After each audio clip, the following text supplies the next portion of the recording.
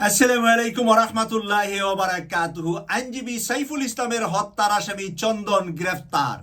এই শুভ সংবাদটি ইনকিলাব পত্রিকা দিয়েছে। চট্টগ্রামের আদালতে আইনজীবী অ্যাডভোকেট সাইফুল ইসলাম আলিফ হত্যা মামলার প্রধান আসামি চন্দনকে গ্রেফতার করেছে পুলিশ। বুধবার ৪ ডিসেম্বর রাত ১১:৩০টার দিকে ভৈরব থানার ওসি মোহাম্মদ শাহিনের নেতৃত্বে একদল পুলিশ অভিযান চালিয়ে রেলওয়ে স্টেশন থেকে তাকে গ্রেফতার করা হয়।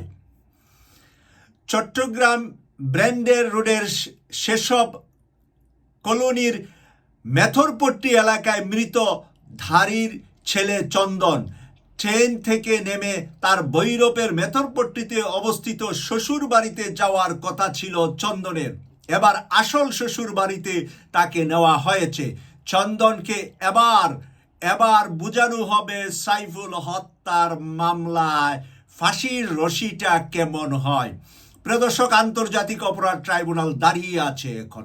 এই চন্দনকে সেই ট্রাইব্যুনালের মাধ্যমে দ্রুত গতি সময়ের মধ্যে ফাঁসি দিয়ে ভারতকে জানান দেওয়া হবে বাংলাদেশে কোনো হত্যাকাণ্ড যদি ভারত চালা আর তার লেসপেন্সার, তার পেতাত্তা, তার শিয়াল কুকুর যদি বাংলাদেশের মানুষের উপরে হানা দেয়, তাহলে সেই শিয়াল কুকুরদেরকে টেনে হিচড়ে ঠ্যাং উপর দিকে করে বাংলাদেশের মানুষ লাঠি পিটা করে হত্যা করবে। চন্দনকে ছেড়ে দিলে বাংলাদেশের যে কোনো থানায়, যে কোনো গ্রামের মানুষ পিটিয়ে হত্যা করে ফেলবে। আমরা সেই হত্যাকাণ্ড নিজের হাতে করব না।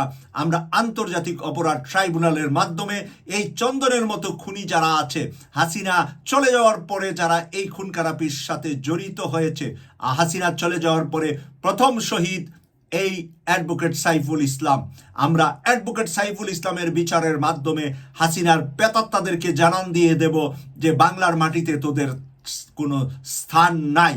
তোরা ভারতীয় পেতাত্তা, ভারত পালিয়ে যা, নতুবা বাংলাদেশে থাকলে মানুষ হয়ে যা। মানুষ হতে টাকা পয়সা লাগে না। আর আমরা যদি মানুষ বানাতে চাই তাহলে তোদের হাড্ডি মাংস একসাথে কিমা বানানো হবে। যেমনটা তোদের এমপি ভারতের কলকাতা যাওয়ার পরে কিমা বানিয়ে বাথরুমে ফ্লাশ করে দেওয়া হয়েছিল। তোদের মনে রাখা উচিত যে বাংলাদেশের বন্ধু ভারত কখনো নয়। কলকাতায় বাংলাদেশে আনারকে, তৎকালীন হাসিনার স্বৈরাচারের এমপি আনারকে যেভাবে হত্যা করেছে ভারতের সন্ত্রাসীরা, আর তোরা সেই সন্ত্রাসী কার্যক্রম বাংলাদেশে করবি, বাংলাদেশের মানুষ তোদেরকে এক চুল পরিমাণ ছাড় দিবে না। এটা ভারত নয়, এটা বাংলাদেশ। আর এই বাংলাদেশের 99% মানুষ, 99% মানুষ আজ ঐক্যবদ্ধ ভারতের আগ্রাসনের বিরুদ্ধে দাঁড়াতে। তাই ভারতের এই স্বৈরাচার, ভারতের স্বৈরাচারকে, বাংলার স্বৈরাচারকে ভারত জায়গা দিয়ে ভারত পৃথিবীর মানচিত্রে অপমানিত, লাঞ্ছিত, অপদস্থ হওয়া ছাড়া আর কোনো কিছুই পাবে বলে আমি মনে করছি না। কেটিভি 24-এর পাশে থাকবেন এই প্রত্যাশা করছি। আমি সৈয়দ মাসুক, লন্ডন থেকে। আল্লাহ হাফেজ।